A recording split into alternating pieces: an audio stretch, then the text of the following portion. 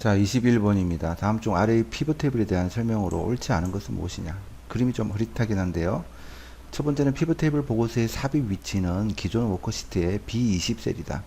여기 삽입 위치를 정해서 피벗 테이블을 삽입해야 된다라는 얘기고요.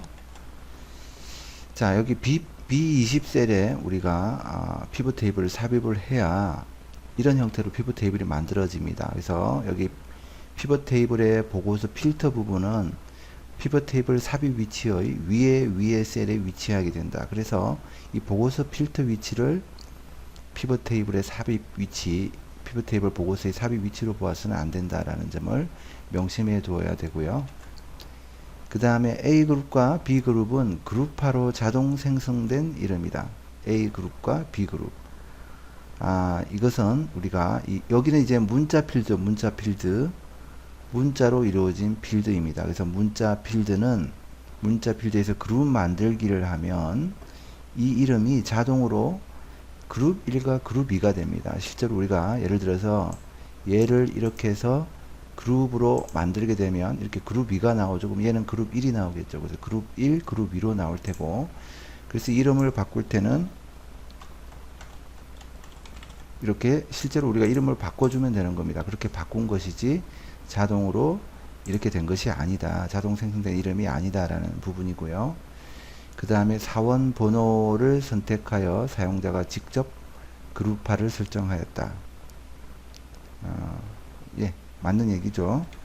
여기 보면 사원 번호를 우리가 행 레이블로 해서 사원 번호별 그룹화돼서 아까 보았듯이 이렇게 사용자가 직접 그룹으로 AC라는 이 앞에 있는 글자를 보고 그룹으로 그룹핑하기에 적합하게 보인다라는 데이터를 사용자가 직접 그룹핑한 것이죠. 그 얘기고요. 그 다음에 행 레이블 영역의 필드에 필터 조건이 설정되어 있다. 행 레이블은 이런 애들 얘기를 하는 거죠. 그래서 여기 보면 행 레이블의 데이터가 사원번호와 사원번호 2인데 여기 보면 드롭다운 단추가 나와 있죠. 눌러보면 이렇게 필터링이 되어 있는 것을 볼 수 있습니다. 현재는 모두 선택되어서 모두 보여지는 형태로 되어 있네요. 그래서 잘못된 것은 얘입니다. 얘. 자동 생성된 이름은 그룹 1, 그룹 2고요. A그룹과 B그룹은 사용자가 직접 그룹화를 설정하였다라고 보는 것이 마땅하겠습니다. 다음은 22번. 다음 중 부분합에 대한 설명으로 역시 옳지 않은 것은 뭐냐? 자, 첫 번째가 잘못되었죠. 다중함수를 이용하는 중첩 부분합. 부분합을 한번 하고 또 부분합을 할 때 부분합 대화 상자에서 매번 새로운 값으로 대치 항목을 선택하게 되면 새로운 값으로 대치라는 것은 기존 값이 없어져 버리기 때문에 부분합을 중첩해서 보여줄 수가 없게 된다. 이런 얘기죠. 자, 이게 무슨 얘기냐면 이것도 미리 데이터를 하나 입력해 뒀는데요. 여기 보면 우리가 여기 부분합이라는 게 지정이 되어 있습니다. 지금 우리 그룹할 항목은 이름이고요. 그래서 김씨와 박씨로 그룹핑이 되어서 각각에 대한 요약 정보, 여기서는 합계 요약 정보가 보여지고 있는데요. 지금 나이에 대해서 요약 정보가 보여지고 있죠. 그런데 우리가 별풍선에 대해서 합계에 대한 요약 정보를 보여주려면 말뜻 그대로 중첩해서 부분합을 보여주려면 이 새로운 값으로 대치라는 부분에 체크를 해제를 하고 확인을 눌러줘야, 자, 지금 피벗 테이블과 겹쳐서 그런데요. 피벗 테이블을 좀 아래로 내릴게요.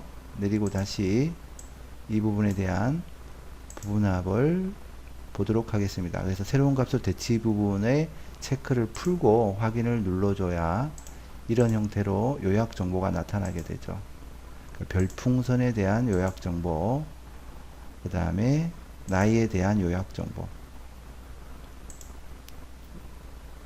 새로운 값으로 대치라는 부분에 체크를 하게 되면 사라져 버린다라는 것을 우리가 명심해 두면 되겠습니다. 중첩해서 나타나지 않게 된다는 것이고요.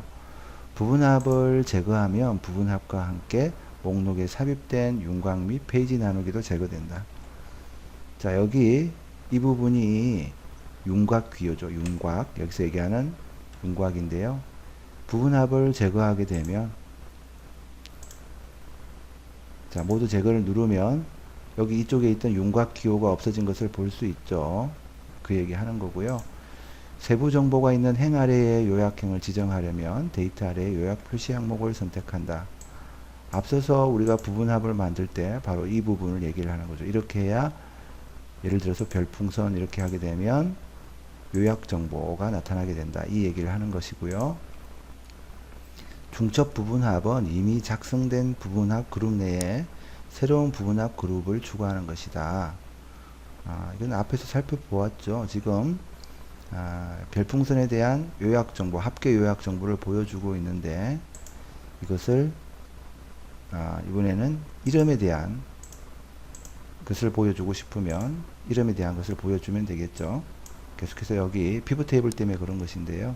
앞에서 살펴보았던 대로 그렇게 처리를 하면 되겠습니다.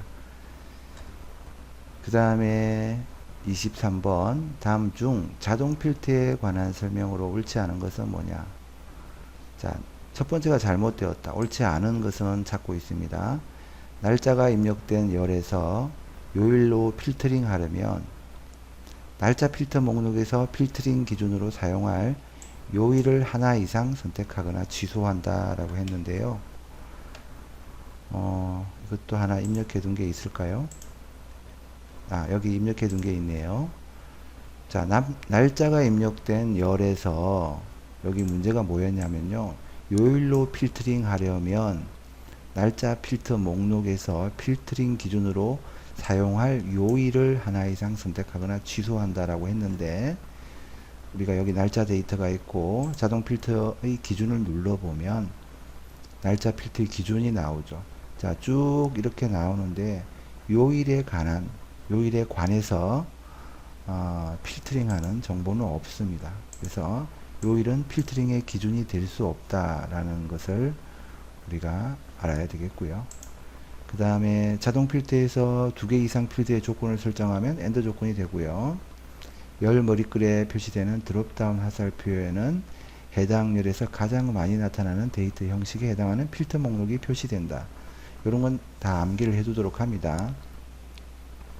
그 다음에 검색 상자를 사용해서 텍스트와 숫자를 검색할 수 있고, 배경 또는 텍스트에 색상 서식이 적용되어 있는 경우 셀의 색상을 기준으로 필터링 할 수도 있다. 자, 검색 상자 색 기준 정렬이 가능하다 라는 부분에 대한 얘기를 하고 있습니다. 그 다음 24번 다음 중 아래와 같이 왼쪽 그림의 B2에서 B5, 여기 교통시설과 교통행정과 나오는 부분이죠. 이것을 텍스트 나누기를 실행해서 여기와 같이 앞에 두 글자를 떼어내고 이렇게 나누려고 한다. 이 과정으로 옳지 않은 것은 뭐냐. 우선 텍스트 마법사 1단계를 거쳐서 보니까 너비가 일정함이라는 부분으로 텍스트를 분리하고 있네요. 그래서 첫 번째 텍스트 마법사 2단계의 데이터 미리 보기에서 분할하려는 위치를 클릭하여 구분선을 넣는다. 자, 이 부분이죠. 텍스트 나누기를 누르면 우리 1단계에서 문제에서 너비가 일정함이라고 해서 넘어갔고요. 여기 미리 보기에서 구분선을 넣고 싶으면 구분선을 넣고 싶은 부분에 이렇게 클릭하면 구분선이 생긴다, 이런 얘기를 하고 있습니다. 그 1번은 맞는 얘기죠. 지금 문제에서는 옳지 않은 것을 찾고 있기 때문에. 그 다음 두 번째는 분할하려는 행과 열에 삽입 가능한 구분선의 개수에는 제한이 없다라고 했는데요. 뭐 행은 그냥 자동으로 나올 테니까 상관이 없고요. 열을 볼 때 우리가 구분선을 실제로 넣어보면 알겠지만 뭐 이렇게 계속 많이 넣을 수는 없습니다. 자세히 보면 여기 임금마다 하나씩 넣을 수 있다라는 것을 알 수가 있고요. 근데 이렇게 넣어봐야 아무 의미가 없죠. 지금 문제에서 지시하고 있는 것은 교통과 나머지 세 글자를 분리하는 것이기 때문에 이런 애들은 아무 의미가 없습니다. 그래서 이 구분선을 삭제하고 싶으면 더블 클릭을 하면 됩니다. 이렇게 더블 클릭을 하면 사라지죠. 필요 없는 것들은 더블 클릭을 해서 없애버릴 수가 있습니다. 그 부분이 바로 3번에 나오네요. 그 다음에 구분선을 옮기려면 선을 마우스로 클릭한 상태에서 드래그 한다. 클릭한 상태에서 이렇게 드래그 하면 옮길 수 있다라는 것이고요. 그래, 어쨌거나 이렇게 해서 하게 되면 이렇게 문제에서 원하는 대로 이렇게 텍스트가 분리되어서 나타난다라는 점이죠.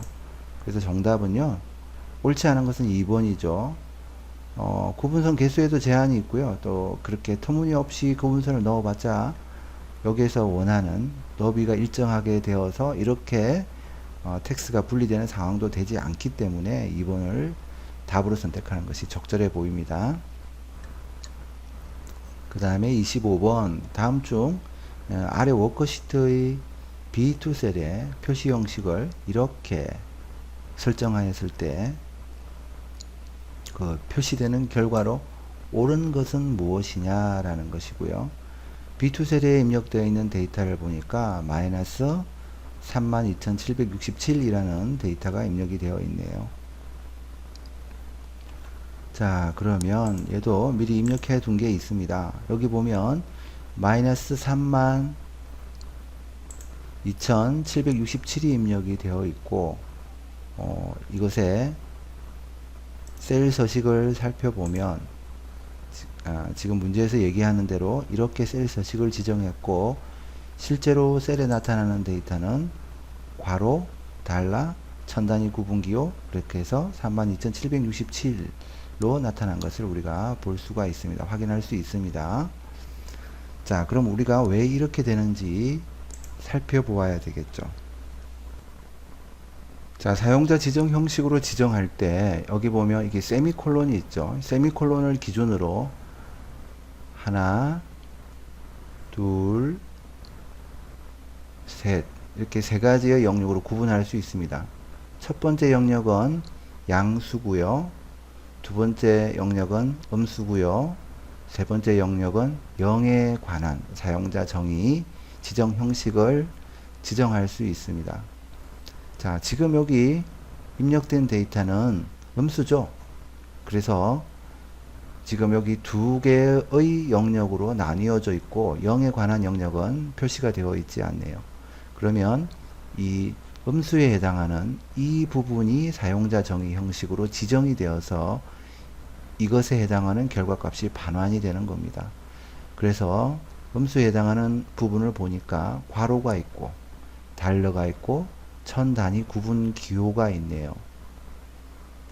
그럼 바로 우리가 생각하는 이 답이 정답이 되는 것이죠. 그래서 사용자 지정 형식, 정의 형식이 어떻게 표현되어 있는지만 보면 구할 수 있는, 답을 구할 수 있는 그런 문제가 되겠습니다. 그 다음에 26번째 문제. 다음 중 데이터 입력에 대한 설명으로 옳지 않은 것은 동일한 문자를 여러 개의 셀에 입력하려면 셀에 문자를 입력한 후 채우기 핸들을 드래그 한다.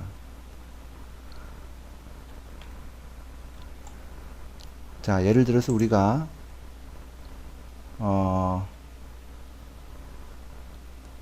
동일한 문자 이렇게 한 다음에 채우고 싶으면 이렇게 하면 되죠. 이건 좀 얘가 적절하지 않겠네요. 뭐 이렇게 됐다고 칩시다. 그럼 이렇게 동일한 문자를 채우기 핸들을 끌어서 채울 수가 있죠. 이건 이제 사용자가 지정한 정의 목록에 있기 때문에 이렇게 된 것이고요. 이런 것들이 몇 가지가 있죠.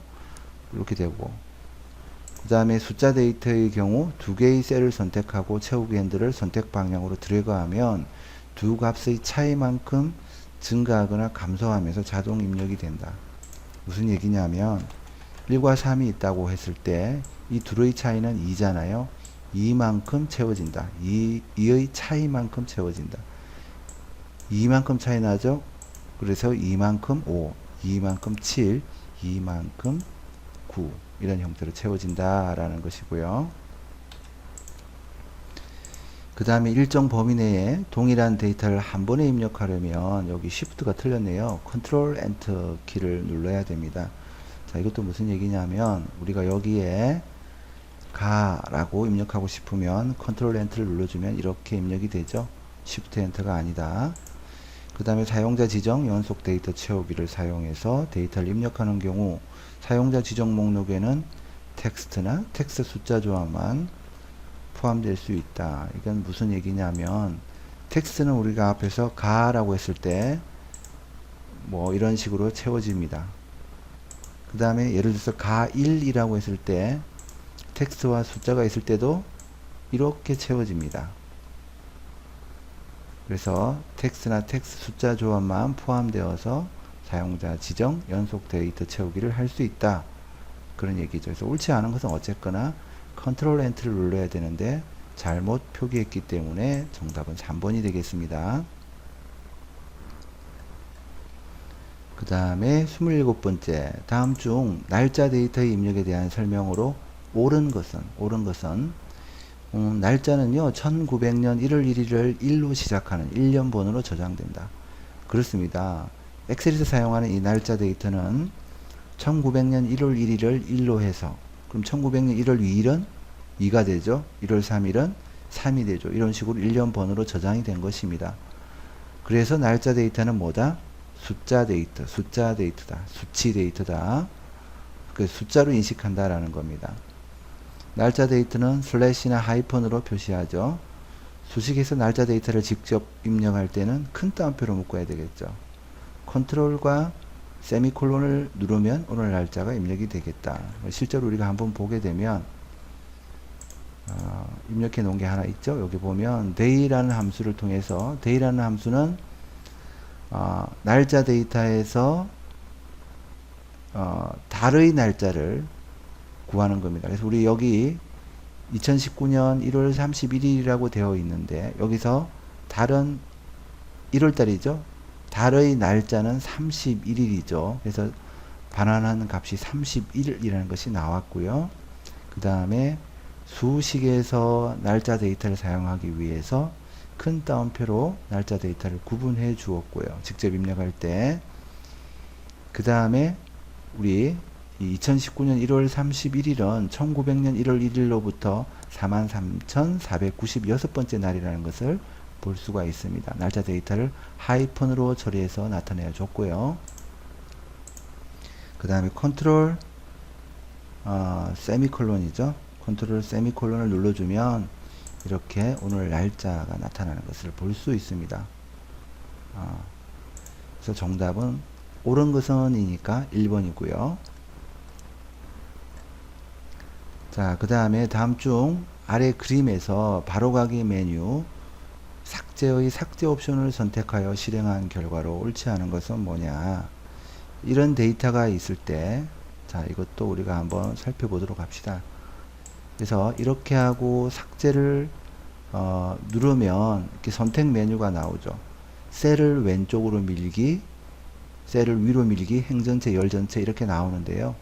이 네 가지에 대해서 잘 표현되지 않은 것, 가능하지 않은 게 뭐냐라는 거죠. 첫 번째 셀을 왼쪽으로 밀기라고 하면 자, 예상을 한번 해봅시다. 얘가 왼쪽으로 밀리는 거죠. 왼쪽 이쪽으로 밀려버리니까 얘가 이쪽으로 채워지는 겁니다. 자, 이렇게요. 아시겠죠? 그 다음에 똑같이 이번에는 또 셀을 위로 밀면 얘가 위쪽으로 밀리니까 그럼 아래에 있는 데이터가 이쪽으로 땡겨 올라가겠죠? 이런 식으로. 그 다음에 이번에는 행 전체를 선택하고 확인을 누르면 이 행 전체가 사라지겠죠. 이렇게. 그 다음에 이번에는 열 전체가 사라지겠죠. 이렇게. 그래서 답을 찾아보면 얘가 잘못되었죠. 이런 형태는 나타날 수가 없습니다. 그렇죠? 우리가 다 해봤죠. 왼쪽으로 위로 밀고, 얘는 아마 행 전체를 삭제하는 것을 표현하려고 했던 것 같은데요. 행 전체를 삭제하면 여기 2행, 3행, 4행 전체가 삭제되기 때문에 얘도 다 나타나지 않아야 되고, 이 데이터와 이 데이터가 위로 올라가서 붙어야 되죠. 그래서 정답은 3번입니다. 실제로 다 해봐야 됩니다. 그 다음에 이제 29번이죠. 다음 중 매크로에 대한 설명으로 옳지 않은 것은, 아주 자주 나오는 문제죠. 매크로 기록 시 리본 메뉴에서의 탐색도 매크로 기록에 포함된다. 우리가 예를 들어서 매크로를 만든다라고 하면, 여기서 이제 매크로를 눌러서 매크로를 만들 텐데, 매크로를 뭐 이름을 이렇게 정하고 만들기를 누르면 여기 우리 셀에서 작업하는 것들이 기록이 되죠. 그 다음에 나중에 그대로 실행할 수 있기 때문에 작업을 자동화할 수 있게 되는데, 지금 1번에서 얘기하는 것은 리본 메뉴에서의 탐색, 이렇게 이거 누르는 것도 다 기록이 된다? 그건 아니죠. 예, 그래서 옳지 않은 것은 딱 봐도 1번이 옳지 않습니다. 매크로 이름은 숫자나 공백으로 시작할 수 없습니다. 여기 이름에 숫자나 공백으로 시작할 수 없어요. 예를 들어서 9 뭐 이런 식으로 만들기를 딱 누르면 매크로 이름이 잘못되었다 라고 나오죠. 왜? 숫자로 시작했으니까. 매크로를 사용하면 반복적인 작업들을 빠르고 쉽게 실행할 수 있다. 이러려고 매크로 만드는 것이잖아요. 그래픽 개체에 매크로를 지정한 후 개체를 클릭해서 매크로를 실행할 수 있다. 이건 무슨 얘기냐면, 예를 들어서 우리가 이렇게 어떤 개체를 만들고 매크로를 지정할 수 있다는 거죠. 여기에다가 이렇게 매크로를 지정할 수 있다. 그 얘기 하는 거고요. 그래서 어쨌거나 옳지 않은 것은 1번입니다. 그 다음에 30번. 다음 중 VBA에서 엑셀 프로그램은 종료하지 않고 현재 활성화된 통화 문서만 종료하기 위한 메소드는 뭐냐. 약간 문제가 좀 잘못된 것 같기도 한데요. 여기 이 보기에서 답을 찾는 것이 적절하게 보입니다. 우선 액티브 워크북 퀴이라고 되어 있는데요. 이 퀴 메소드는 어플리케이션 개체에서 사용하는 것이기 때문에 2번과 같은 형태로 사용해야 됩니다. 그래서 얘는 잘못되었죠.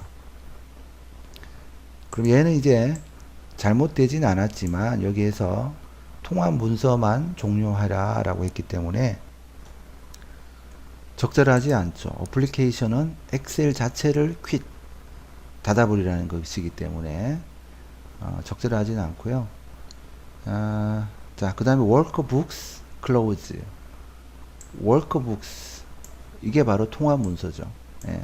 worksheet는 우리가 작업하는 그 시트를 얘기하는 것이고, 시트들이 모여 있는 게 이제 workbooks인데 통화 문서인데, 그것을 close 메소드에 의해서 닫는다.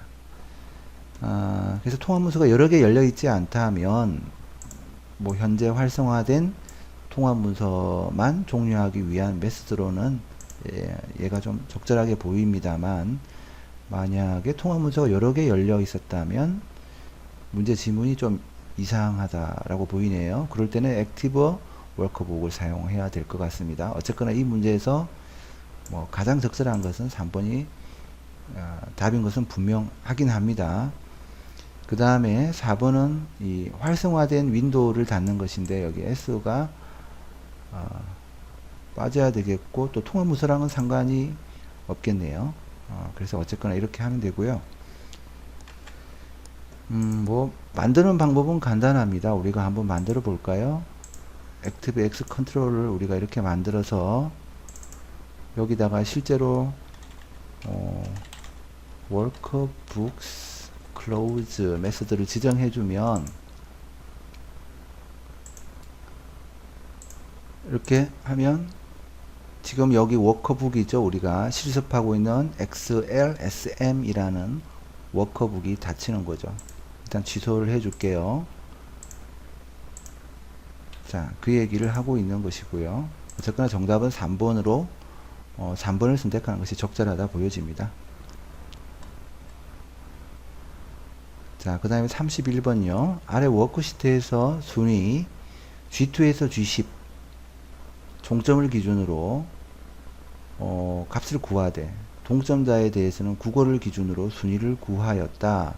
다음 중 G2 셀에 입력된 여기 이 셀에 입력된 수식이 뭐냐, 옳은 것은 뭐냐라는 것인데요. 자, 간단하게 얘기를 해보자면 지금 그 총점을 기준으로 해서 랭크 함수를 통해서 우리가 이 내림차순으로 기준을 했네요. 내림차순이 뭡니까? 큰 숫자부터 작은 숫자로 순위를 나열하는 것이죠. 그래서 총점이 크면 대충 데이터가 몇 개 안 되니까 보면 182가 1이잖아요. 순위가 1이 됐고, 근데 이제 문제는 이런 부분인데요. 총점이 같은 경우에 누굴 2등으로 할 것이냐 라는 부분을 바로 국어 점수를 기준으로 해서 국어 점수가 높은 사람, 얘가 국어 점수 안에서는 1등, 2등, 3등이잖아요. 1, 2, 3등이잖아요. 그래서 얘를 2등으로 했고, 그렇죠. 그 다음에 80이니까 얘를 3등, 얘를 4등 이렇게 했죠. 그럼 얘는 실제로 랭크 함수로 값을 구했을 때는 2라는 값일 것이고, 그럼 2에 1을 더해주면 3이 되고, 2에 0을 더해주면 2가 되고, 2에 1을 더해주면 4가 되고, 이런 식으로 값을 구했다라는 것을 볼 수가 있습니다. 이렇게 값을 구해주려면 예를 들어서 이 한민국이라는 사람의 점수가 이 똑같은 지금 그 종점이 같은 부류의 국어 점수에서 몇 번째로 크냐라는 값을 구해서 더해주면 되겠죠. 그것을 이제 배열 수식 함수로 값을 구하게 된다. 뭐 이런 얘기가 되겠습니다. 그래서 그 부분을 랭크 함수를 통해서 구현을 하고 더해주는 값, 앞에서 얘기했던 얼마를 더해줄 것이냐라는 부분을 sum 함수를 통해서 구했습니다. sum 함수를 통해서 값을 구할 때 총점과, 자, 지금 두 가지 조건을 다 만족해야 되죠. 총점이 같은 경우의 국어 점수가 몇 등인가, 그죠? AND 조건으로 만족시켜주기 위해서 배열 수식에서 곱하기 연산자를 사용했습니다. 두 조건을 다 만족시켜준다는 것이죠. 이렇게만 얘기하면 또 우리가 감이 잘 안 잡히잖아요. 이것도 미리 데이터를 입력해 둔 게 있습니다. 한번 살펴보도록 하죠. 얘가 뭐 1이라는 것은 데이터가 몇 개 되지 않기 때문에 앞에서 얘기했던 대로 금세 알 수 있습니다. 그런데 이 한민국이라는 사람이 총점은 2위에 해당하지만 국어 점수가 두 번째이기 때문에, 그래서 여기만 이렇게 기준으로 보면 두 번째에 해당하기 때문에 3위가 된 거죠. 무슨 얘기인지는 알겠죠? 자, 그러면 왜 그렇게 되었느냐를 한번 살펴보자는 거죠. 우선 랭크 함수는 여기 오더 부분이 생략이 되어 있습니다. 그래서 여기 생략을 하게 되면 내림차순으로 순위를 결정하는 겁니다. 내림차순이라는 것은 총점이 클수록 1위고 차례차례 나열해서 순위가 결정된다. 큰 숫자부터 작은 숫자로 나열한다라는 것이고요. 그 개념이 여기선 중요하죠. 그래서 이제 sum 함수를 통해서 값을 구하는데 우선 같은 애들 중에서 국어 점수를 비교하기 위해서 같은 애들, 나의 점수, 지금 한민국이라는 사람의 점수와 전체 총점을 비교해서 같은지 다른지를 우선 비교를 해줍니다. 무슨 얘기냐면 이렇게 해서 비교를 하게 되면 false라는 값과 true라는 값이 나오죠. 그럼 여기서 false라는 값은 180점이 아닌 경우를 얘기를 하는 것이고 true라는 값은 180점인 경우를 얘기를 하는 거죠. 그럼 우리가 이 true라는 값에 주목만 하면 되겠습니다. 왜냐하면 엑셀의 배열 수식에서 true는 1이고 false는 0으로 수식에서 처리가 됩니다. 지금 수식이죠. 처리가 됩니다. 그래서 우리가 곱하기가 여기 되어 있죠. 어떤 숫자든 0을 곱하면 0이 되고 1과 1이 곱해졌을 때만 1이라는 값이 살아남겠죠. false는 0이니까 false와 대응되어서 곱해지는 것은 전부 0이 되고 1인 경우만 1로 살아남을 것입니다. 그러니까 이제 이 부분을 비교를 하게 되는 거죠. 이 부분의 수식을 보면 수식을 보면 이제 국어 점수에서 비교를 하죠. 한민국이라는 사람이 내 점수가 전체 국어 점수보다 얼마나 작은가라는 것을 비교를 하고 있습니다. 그렇죠? 이렇게 또 얘기를 하면 잘 이해가 안 될 것인데요. 예를 들어서 우리가 1, 2, 3, 4라는 숫자가 있다고 칩시다. 그럼 이 3이라는 숫자를 기준으로 볼 때 3이 전체 숫자에 대해서 얼마나 작은가, 지금 여기처럼 비교를 한다고 칩시다. 그러면 1과 2와 이렇게 비교하면 크고, 그 다음에 작거나 같다, 크거나 같다, 이런 같다라는 개념이 없기 때문에 자기 숫자와 비교했을 때도 폴스가 나오겠죠. 그래서 이런 경우를 따져서 지금 내가 몇 번째 작은가라는 것을 비교하겠다라는 겁니다. 그래서 3을 예를 들어서 이 부동호 방향을 똑같이 이렇게 해보면 1은 3보다, 2는 3보다, 3은 3보다, 4는 4보다 이렇게 되죠. 그럼 1은 크다 3보다 아니죠. 폴스가 되죠. 2는 또 폴스가 되죠. 3도 같다가 없기 때문에 폴스죠. 4는 true가 되죠. 이 얘기가 무슨 얘기냐면 나보다 큰 녀석은 하나밖에 없다. true가 하나밖에 없다. 그 얘기는 나는 서열 2위다라는 얘기가 되죠. 무슨 얘기인지 이해가 됩니까? 나보다 큰 녀석이 하나밖에 없으면 나는 2위잖아요. 그렇죠? 예. 그걸 구현해 보겠다라는 겁니다. 그래서 전체와 이렇게 비교를 하는 것이죠. 내가 얼마나 작은가라는 부분을 비교를 해서, 그럼 실제로 이렇게 해서 값을 구해 보면요. 자, 이렇게 해서 값을 구해 볼게요. 값을 구해 보면 이렇게 값이 나옵니다. 지금 우리가 관심을 두어야 될 부분은 이 세 개죠. 나머지는 폴스니까 다 0이잖아요. 곱해봐야 다 0이니까 이 세 개. 그래서 여기도 이 세 개. 그럼 얘도 폴스가 두 개고 true는 하나밖에 없네요. 하나밖에 없죠. 나보다 큰 녀석은 하나밖에 없다는 얘기예요. 그렇죠? 그러면 true와 true가 곱해지는 경우 하나밖에 남지 않았죠. 그럼 결국 이 값은 1만 남겠죠. 1과 1이 곱해진 경우 하나만 살아남았으니까, 그러면 여기에서 구해진 180이 전체로 봤을 때는 2위잖아요. 그래서 2와 1을 더해서 3이라는 값이 나오게 되는 겁니다. 이런 형태로 배열 수식을 구하게 되는 것이죠. 원리를 이해하는 편이 훨씬 더 빠릅니다. 그래서 한번 연구를 해 보도록 하고요. 자, 그 다음에 32번 문제죠. 자, 아래 시트와 같이 원본 값에 left 원본 값, 여기죠. 여기에 left 함수에서 왼쪽에서 두 개를 추출했다. 근데 이 추출값의 합계를 계산하려고 하는데 다음 중 이를 위한 계산 방법으로 옳지 않은 것은 뭐냐. 자, 이것도 미리 입력을 다 해뒀습니다. 우선 살펴보면요.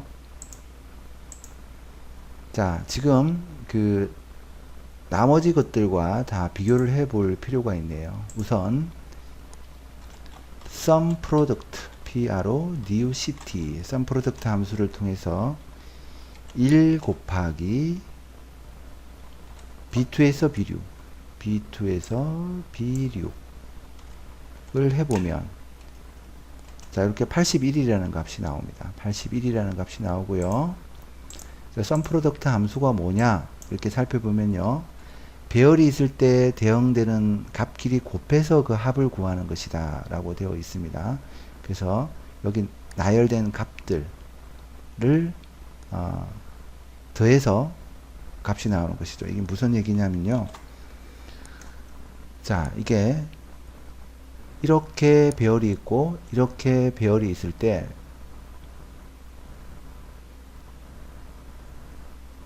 이렇게 곱하고 이렇게 곱해서 그것들의 합을 구한다, 이런 얘기가 되겠습니다.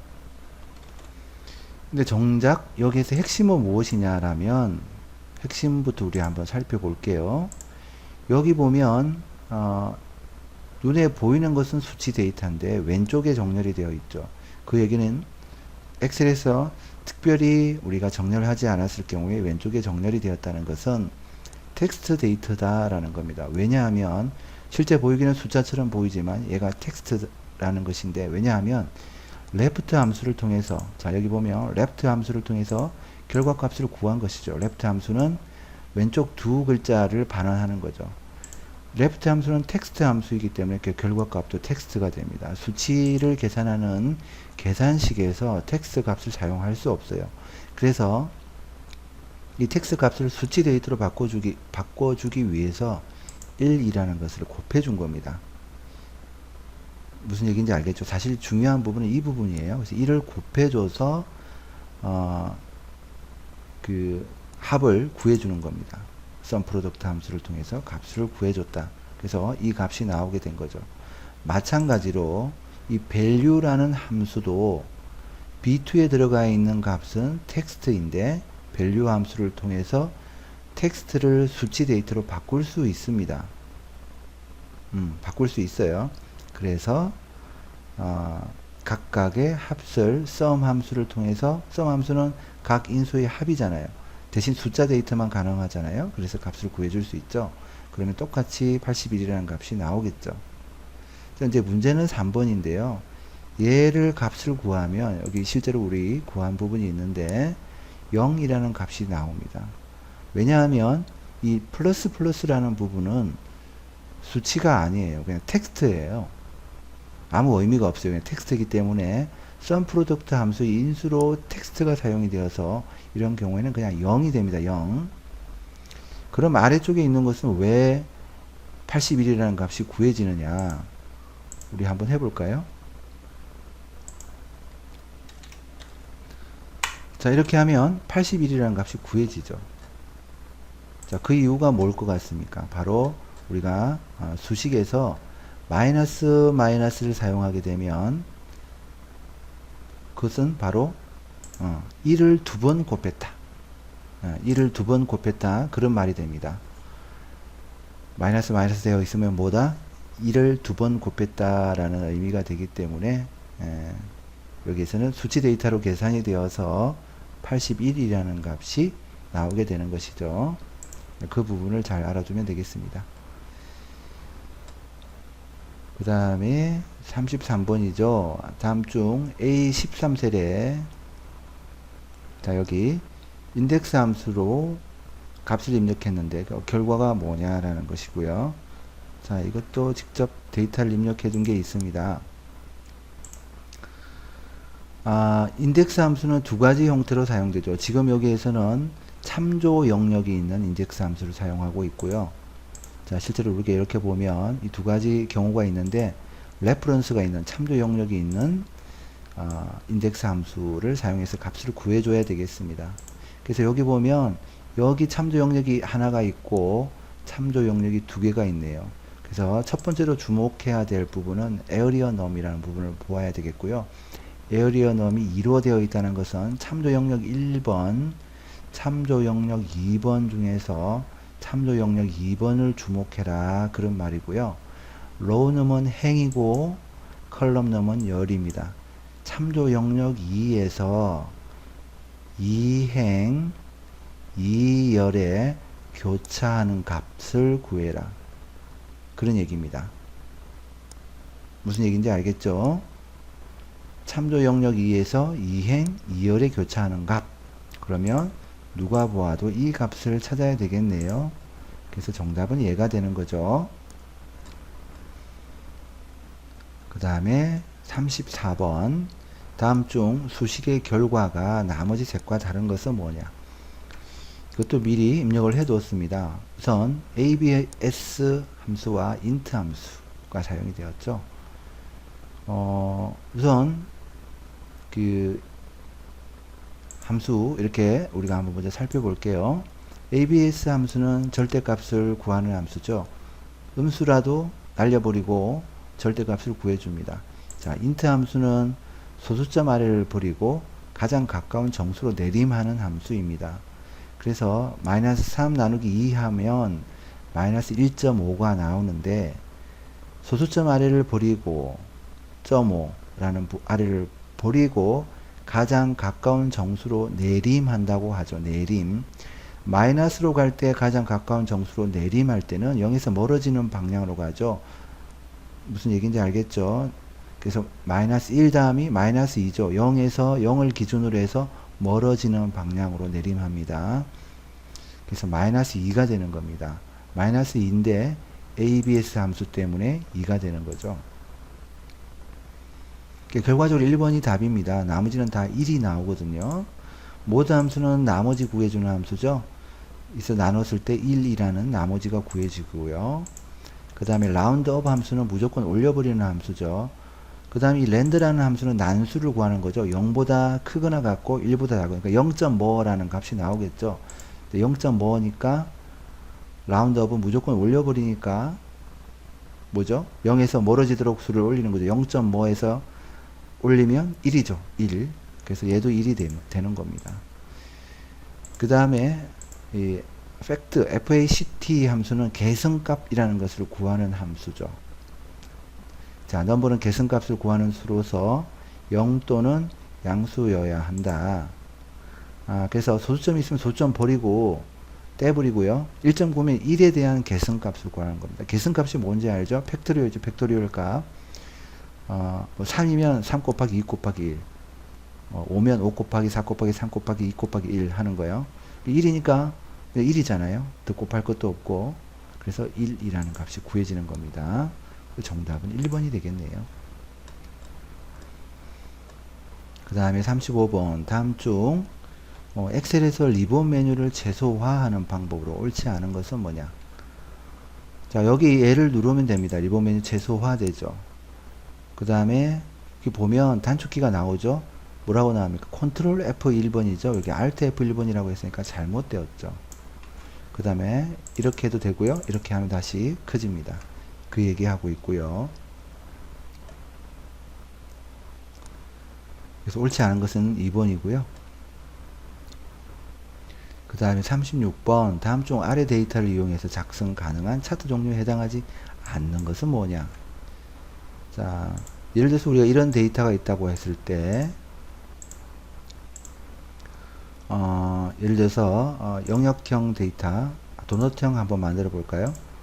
잘 만들어집니다. 그죠? 그런데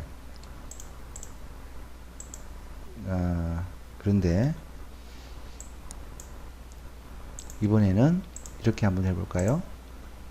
자, 주식형 차트를 한번 만들려고 하면 이런 말이 나옵니다. 주식형 차트를 만들려면 주식의 고가, 저가, 종가의 순서로 시트의 데이터를 정리를 하고 날짜나 주식 이름을 레이블로 사용하십시오 라고 나옵니다. 자, 무슨 얘기냐면 여기 이 부분을 날짜 데이터로 입력하고 고가, 저가, 종가 이렇게 데이터를 정리를 해서 입력을 해야 주식형 차트를 만들 수 있다라는 겁니다. 지금 전혀 그런 데이터가 없잖아요. 고가, 저가, 종가. 종가는 뭐 당일날 거래 종료일의 그 시가 얘기하는 거죠. 하여튼 그런 데이터를 입력을 해야 된다. 여기 레이블을 고가, 저가, 종가, 뭐 날짜 뭐 이렇게 해서 만들어야 된다. 그래서 안 만들어지는 거예요. 그래서 이 데이터로는 안 되는 거죠. 그래서 정답은 4번이고요. 자, 그 다음에 37번. 다음 중 엑셀 작업 중에 발생할 수 있는 만일의 사태에 대비하고 파일을 복구하기 위한 방법으로 옳지 않은 것은 뭐냐?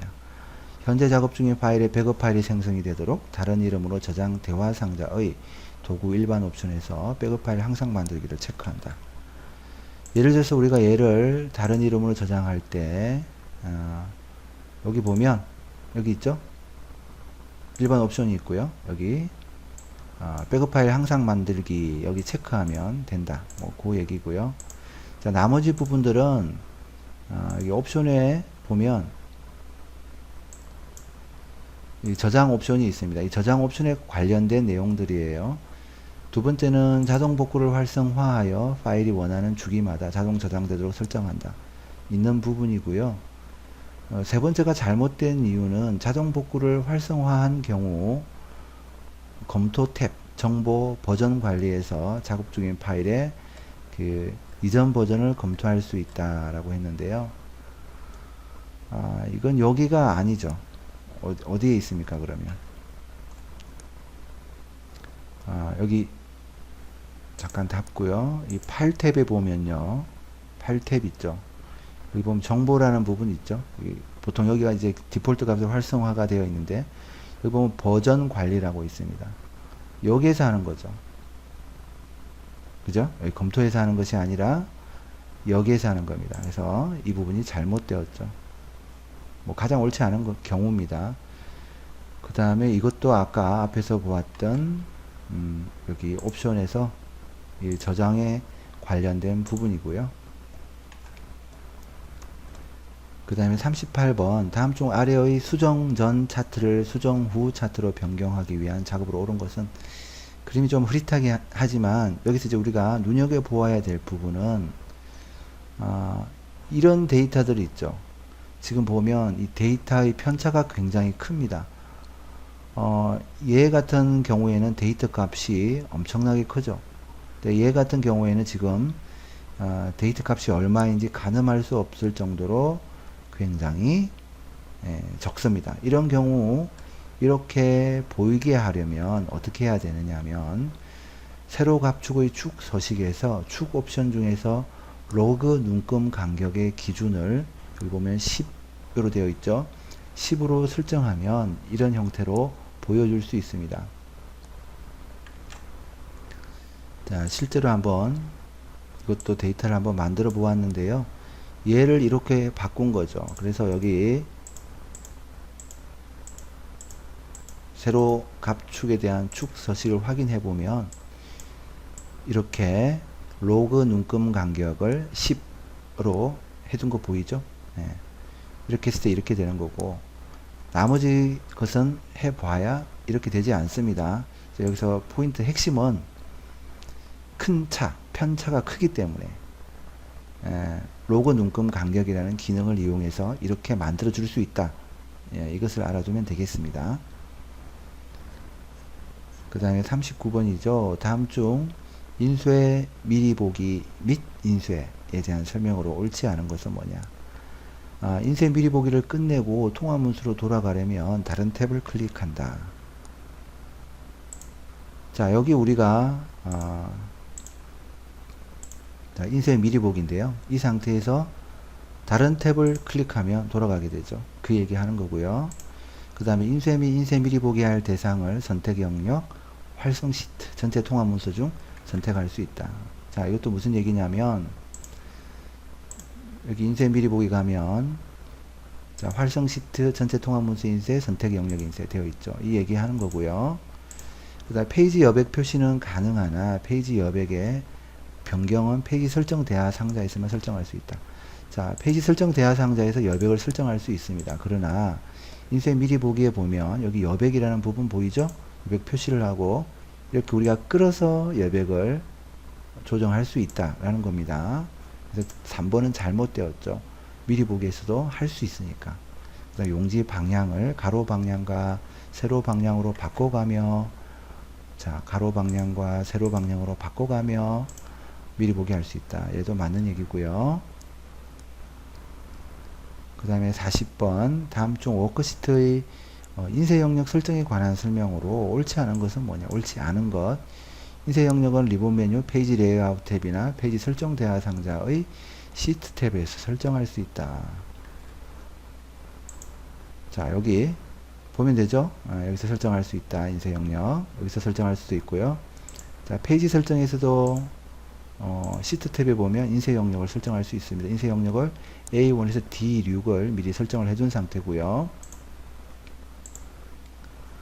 그 다음에 인쇄 영역을 설정했다 하더라도 인쇄 시 활성 시트 전체가 인쇄되도록 설정할 수 있다. 무슨 얘기냐면 우리가 지금 인쇄 영역이 설정이 되어 있기 때문에 A1에서 D6 이 부분만 인쇄가 되는데 여기서 인쇄 영역을 무시해 버리면 전체 다 인쇄할 수 있다. 그런 얘기죠.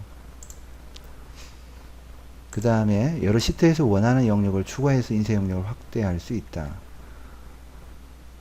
자, 우리가 여기 A1에서 D6 부분이 인쇄 영역으로 설정이 되어 있는데요. 이럴 때 인쇄 영역을 눌러보면 인쇄 영역에 추가라는 메뉴가 나오죠. 자, 같은 시트입니다. 예를 들어서 우리가 다른 시트로 가볼게요. 다른 시트에 가서 이 부분을 인쇄 영역에 추가하고 싶다. 나오지 않죠. 그 얘기는 무슨 얘기냐면 이 부분에 추가를 할 수 있다. 이 부분에. 그래서 그 얘기는 뭡니까? 기존 인쇄 영역을 확대하고 싶으면 인접한 셀이라는 것은 결국 같은 시트에 있다는 얘기죠. 인접한 셀을 추가해야 된다, 그런 얘기입니다. 그래서 여기 보면 여러 시트에서 원하는 영역을 추가해서 인쇄 영역을 확대할 수 있다라고 했기 때문에 잘못되었고요. 그 다음에 여러 영역이 인쇄 영역으로 설정된 경우 설정한 순서대로 각기 다른 페이지에 인쇄가 된다.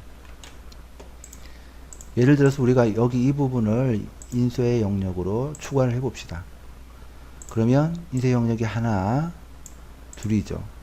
그래서 미리 보기에 가서 보면, 자, 우리 첫 번째 추가했던 것이 하나의 페이지, 그 다음에 두 번째 페이지에는 두 번째 추가했던 인쇄 영역이 나타나는 것을 확인할 수 있습니다. 그래서 얘도 맞는 얘기죠. 어쨌거나 옳지 않은 것은 한 시트에서 원하는 영역을 추가해서 인쇄 영역을 확대할 수 있다라고 표현하는 것이 맞겠네요. 그래서 정답은 3번이 되겠습니다.